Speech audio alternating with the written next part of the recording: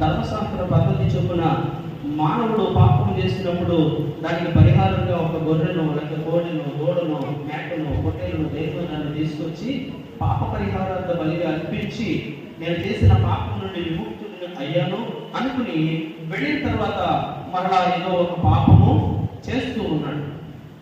ఇక పోపుల కాలానికి వచ్చేసరికి బలులు దూరమైనవి.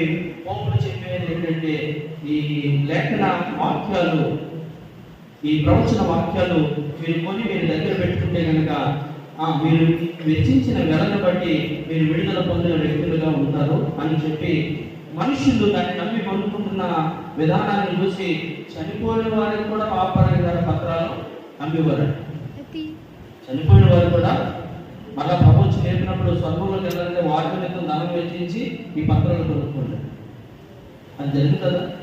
మనకి నమ్మశక్తిగా ఉందా? లేదు. అందులో వాక్యం ఏం చెప్తుందంటే ఈ ధర్మశాస్త్రం మనిషిని మళ్ళించి నువ్వు ఇలా చేస్తే క్షమాపణ పొందుతావు అని చెప్తుంది, కానీ ఆ క్షమాపణ పొందిన వ్యక్తి సంపూర్తిగా విడుదల పొందలేకపోతున్నాడు.